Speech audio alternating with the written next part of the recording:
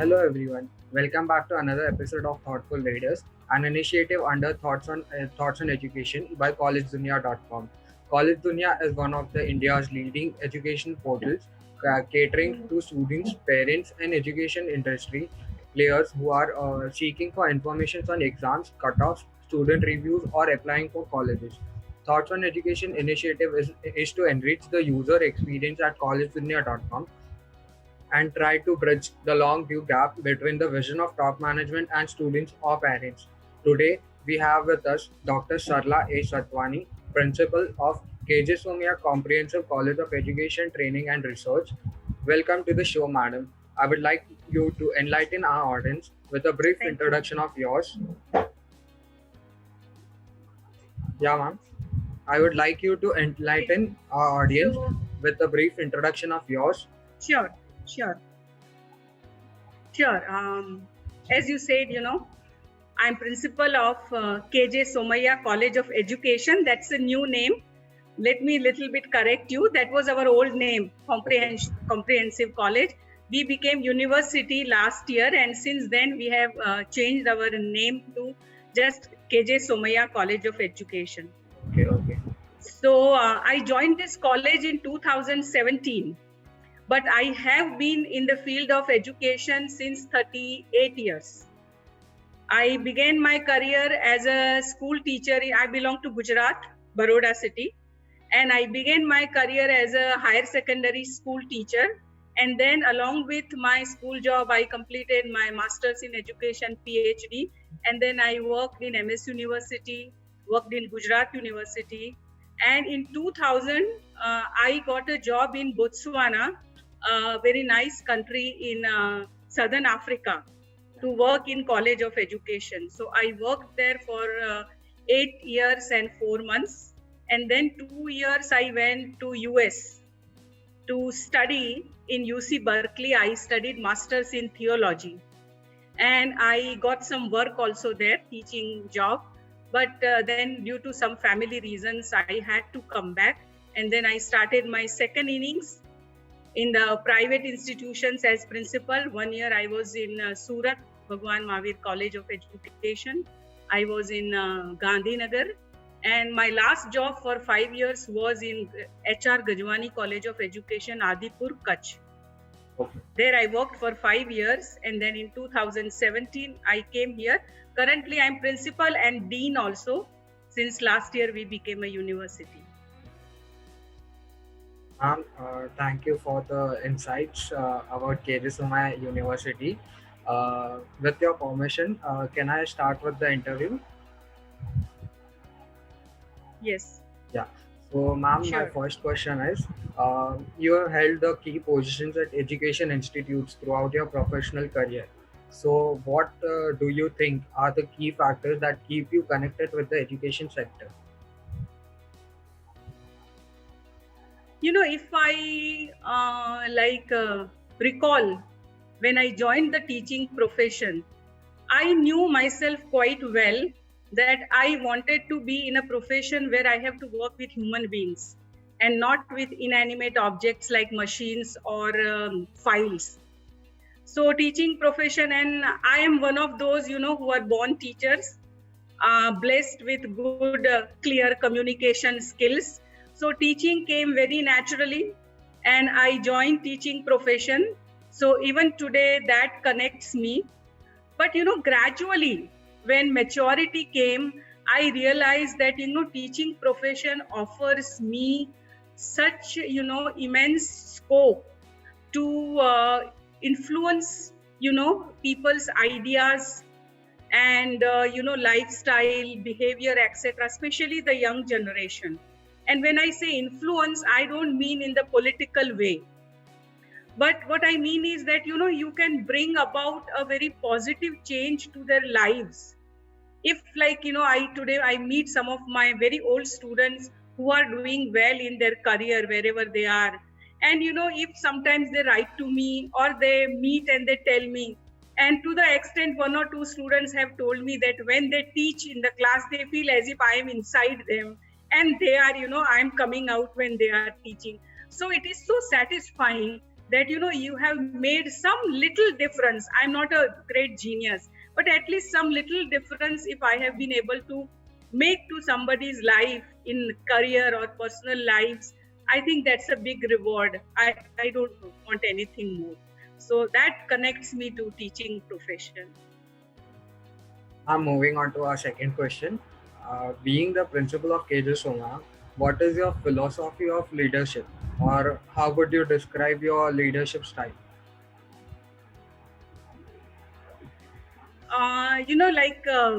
Being in the field of teacher education, we have a subject called educational management.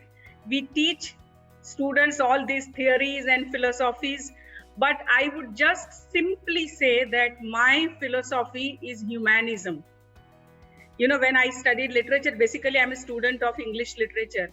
So we were taught that, humanism means when you consider human being as a measure of all things. So ultimately, what should be in the center, in the focus? Human being. Yeah. So when I perform as a principal or as a leader, or earlier also when I had been just a faculty member, I keep my people around me, my colleagues, my students, and I always, like, whatever I do, I feel I'm working for their betterment, working for bring about some change in their lives. So I can say my approach is I will say very humane, and even a little word of appreciation of colleagues and partaking in their joys and sorrows. Those things matter to me more than big awards, or these days we have rankings of the colleges and grading and all. And I similarly with my students, my policy has always been to be, I am in fact very soul searching, that am I fair to all my students? Because many times students feel that teachers are very partial to very bright students who score good marks, and my heart always goes for someone who is sitting in the corner, someone who is not shining so much. Yeah. So I always keep asking myself that any time do I give such an impression to any student that I'm partial to very smart students or very bright students. So for me, taking this emotional care of students, and even my colleagues, I give them enough. I as far as possible, I try not to impose anything. Any major decision also I have to take, I just call everybody, we discuss and take the decision collectively. So they also feel that they own the decision. So I would say that humanism and humane approach, that has been my philosophy, and I don't go by any prescribed philosophies or strategies of managing as a principal or as a dean. Yeah. Ma'am, I absolutely get your point. So moving on to our next question. The education systems in India and the other foreign countries are structured very differently. So in your experience, what can an inbound student gain from studying here in your college?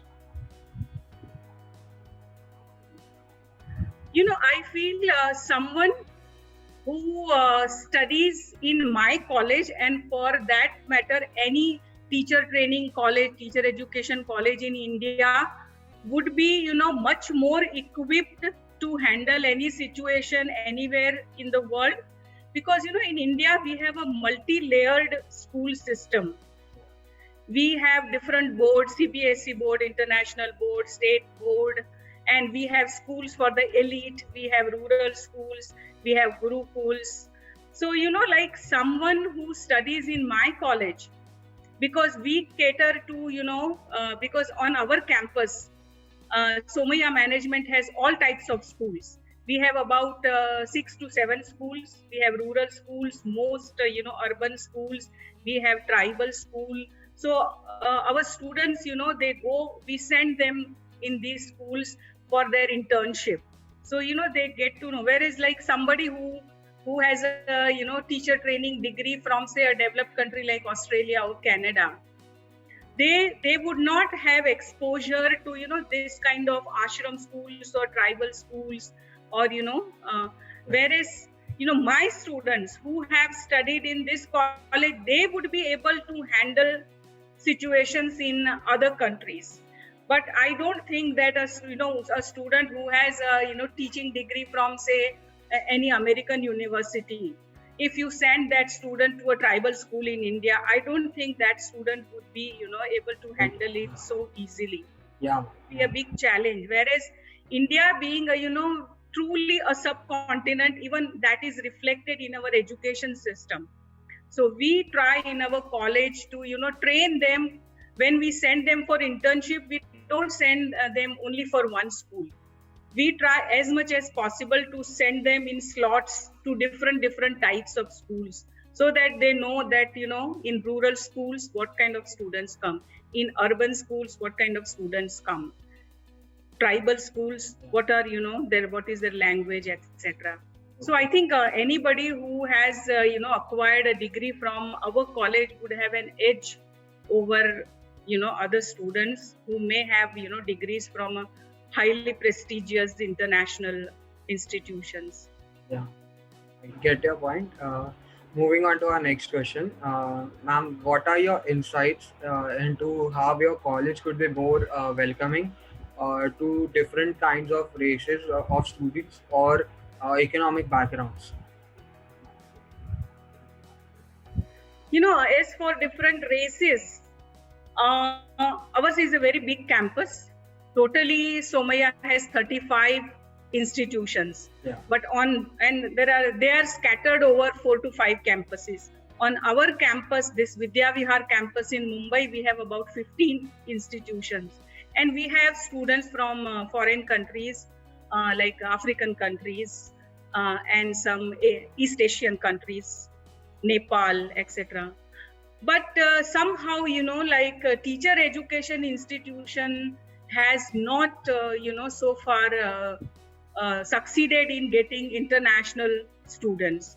The reason is that, teaching profession worldwide is not most sought after profession. Right.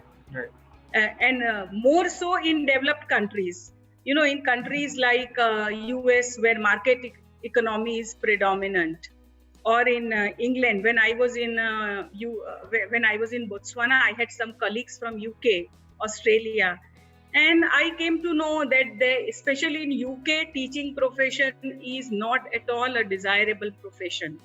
Yeah. So when foreign students come, they would be coming more for engineering, management, etc., rather than acquire teaching degree.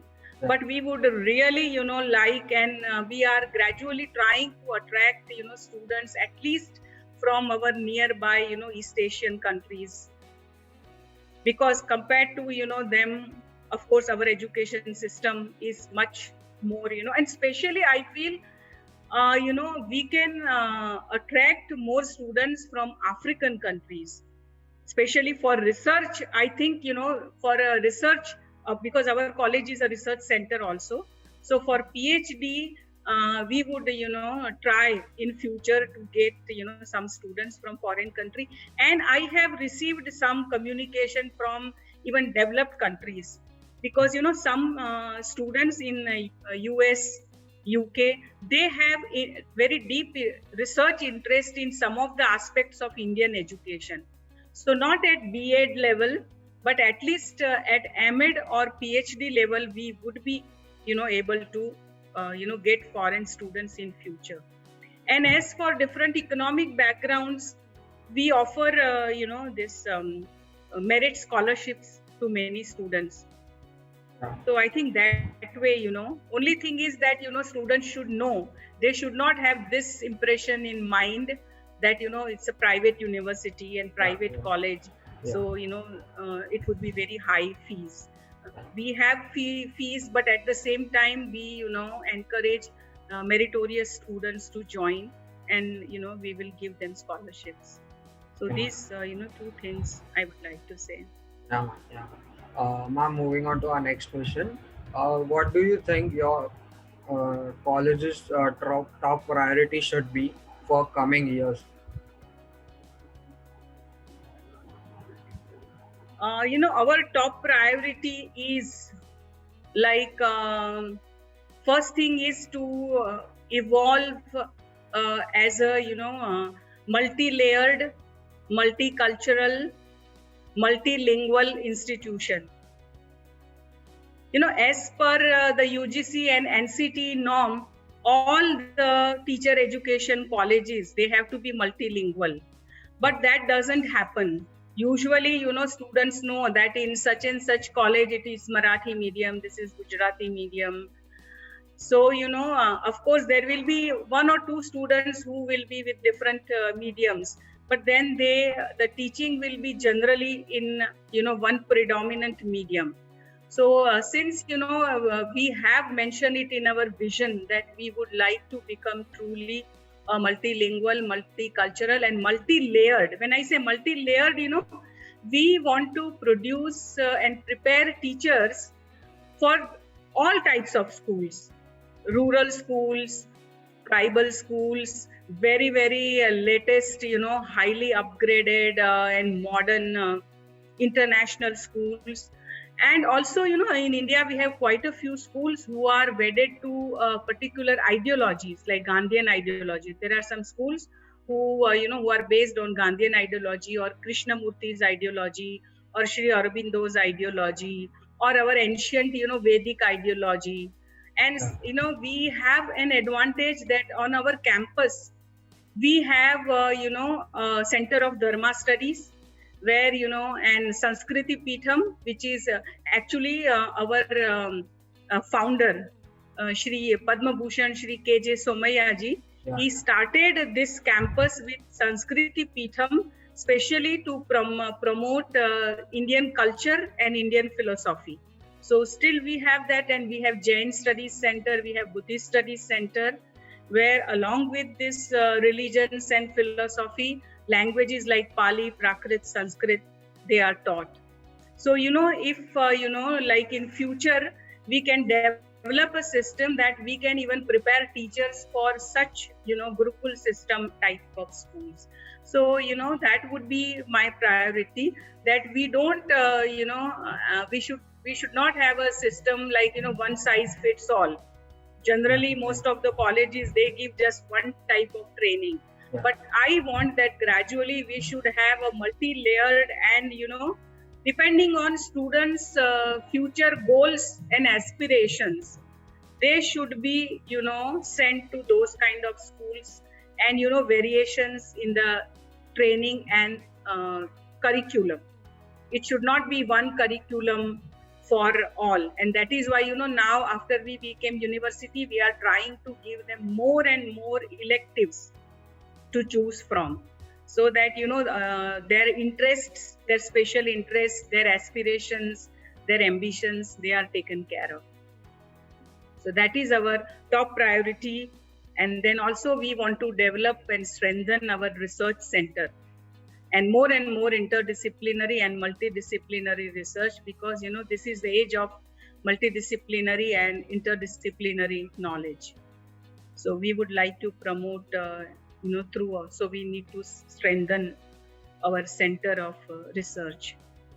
That is our priority. Yeah. Now moving on to our next question. What do you see as your college's greatest strengths? Compared to other colleges, I would say my college has so many strengths. The very first is, many teacher training colleges in India are standalone colleges where there is only B.Ed, nothing else. Yeah. And government is now, currently planning that this is not a good situation, because, students need to interact with students of other disciplines. That is how they grow in knowledge. So in our, Somaiya campus, only on this campus, we have about 15 institutions. But overall, we have 35 institutions. So, just think what a tremendous scope for our students. Not only that, but, after becoming university, we are focusing more that, all our students should take at least, one or two subjects which they study in our sister institutions. And that is how, we are trying to make our system very flexible, so that, they can take it. For example, say we also have performing arts. If somebody wants to, study music, they can take one subject as music. If somebody wants to study Prakrit language, Pali language, and we also have Spanish, French, German, all these languages. Yeah. Even, now we have made our system so flexible that in our curriculum, we have kept one slot such that they can take a subject which may be totally unrelated to our own discipline, and some entirely different, so that, they get holistic knowledge. Because what happens, once you become specialized in one field, you become oblivious of what is happening in other fields. Yeah. So, this interaction, then we have excellent infrastructure. The kind of playground we have, you should sometime visit. Yeah. Films and serials and all, they are using our playground for shooting. Yeah. And this year we have started our sports academy. We have swimming pool and all the latest equipment. So somebody who wants to excel in sports, we also have one subject elective for sports education. Yeah. So, this is like heaven for those students. So, this kind of campus, then we have totally about 7 schools: English medium, Kannada medium, Marathi medium, and Gujarati medium. So, all schools are our laboratory, because our students are, learning to become teachers. Yeah. So these schools, very few campuses have that facility. So that is our strength. Then, my another strength is that we were autonomous for last 3 years. Yeah. So, we had a lot of freedom. And I have, very talented colleagues, set of 7 colleagues who are very talented, very committed, very sincere, hardworking. So, I consider personally that is my strength, because, this is not one person's job. Yeah. It's a teamwork. Yeah. So when, everybody comes together, then only, you can give a very good quality of education. Yeah. So I think, of course, that way my institution has an edge over many other institutions. I'm moving on to our next question. According to the current condition, what are some of the biggest challenges that your college might face, or for the higher education in general?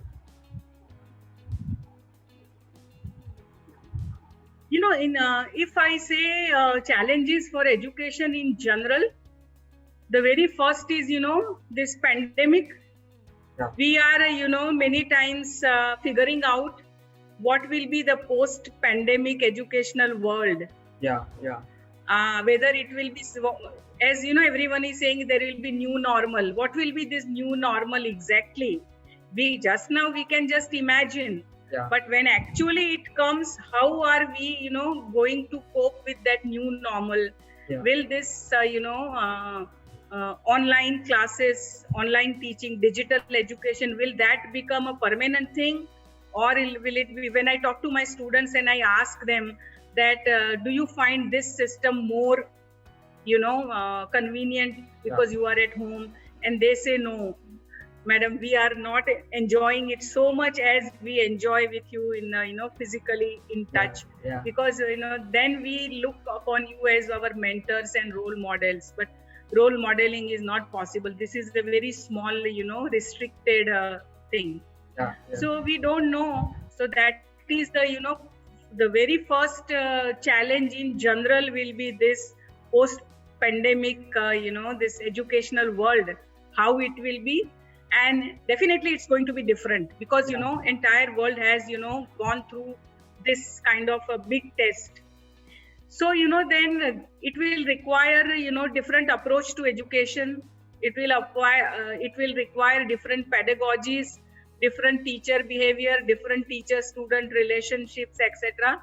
So that is, one in general entire world is facing. Second one, I would say our new education policy has come, new NEP 2020. Yeah. And, this is the first time that government has, tried to break away from our, this colonial system of education. It has all very good ideas to connect it to our Indian roots. But implementation part, how, are we going to make it really a reality? So that is also in India. It is going to be a general big challenge, implementation of NEP 2020. I think this too, and at my institution level, I will say, since now we have become university, to establish our unique identity.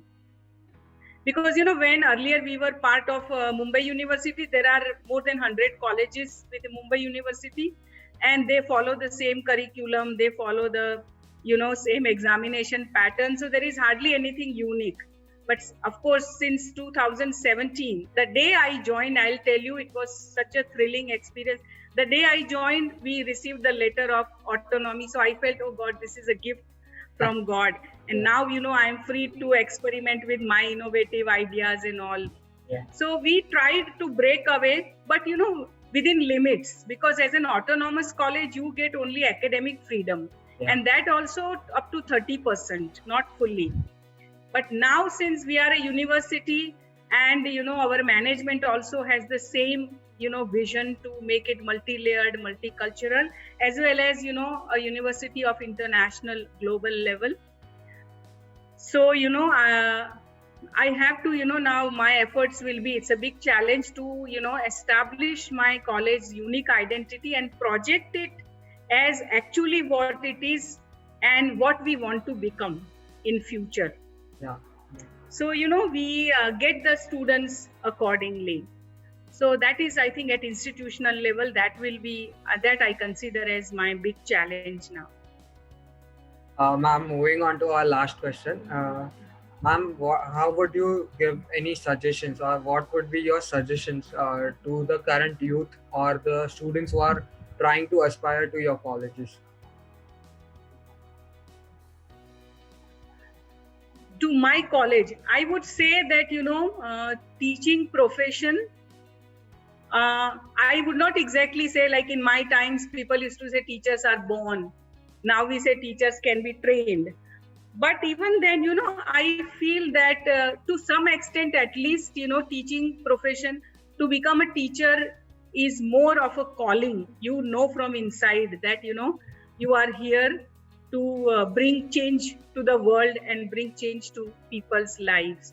So, you should examine yourself very carefully before you make any decision to join any profession. Because many times, people and teaching profession has a very bad reputation in that manner. Generally they say that when, people are not able to, get absorbed into other professions like medicine, engineering, etc. And then, their next choice will be teaching profession. That is not true, because my own example is that for me, it was not like I could not become anything else. Because I come from a family where all my siblings are medical doctors. But I decided to study literature, languages, and become a teacher. But there is a prevalent, this notion in the world that when other professions reject you, you become a teacher. Yeah. So, before joining, and that matter any profession, you have to, understand yourself, your strengths, your capabilities, for which profession you are really suited. And these days, even professional advice is available. So they can utilize that advice. And if you feel that you are, cut out for this profession, then they should join teaching profession.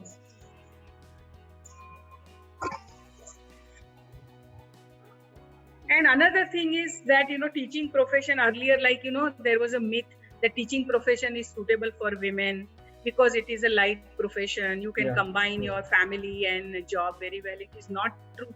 Teaching profession, I will say, has become so challenging these days that, and very, very strenuous. My students, who work in good schools, they are in schools right from 6:45 or 7 to 2:30, 3 o'clock, 3:30 sometimes, and lot of work. So, don't consider that teaching is a light profession. It is a very strenuous profession. And teaching is a profession where in other professions, once you have, knowledge, you don't need to update too much. But because you are dealing with knowledge in teaching profession, and we are living in the world of knowledge explosion, every moment new knowledge is coming. So if you don't update yourself, you will be just thrown out. And this digital age, now teaching is becoming more and more digital. So everyone needs to upgrade their digital skills, communication skills these days, to keep the students engaged. If your communication is not good, if your personality is not good, because in teaching, whatever you do, it's like you being an actor. An actor has to capture fully the attention of the students. If you fail to do so, then they will be doing something else and creating problems in the class. So teaching, I feel, to become teacher is not that easy as people consider it to be. Yeah. You have to upgrade your knowledge all the time and be on your toes. You have to have a very good personality, very impactful personality, good communication, and latest knowledge and skills. So if you feel you are ready for that, you have that already, some of the things at least, then they should join the teaching profession. Especially, for teaching profession, I can say. Okay, ma'am. So I would like to conclude the interview and by saying thank you for giving us this opportunity to get in touch with you, and thank you for this interview. Thank you so much. I enjoyed, expressing my ideas, and I hope, some students or some, people who are concerned with education sector, they will, get to know ideas and about my institution. Yeah. So thank you once again from my side and on behalf of my institution and my university, Somaiya Vidya Vihar University. Thank you so much. Thank you so much.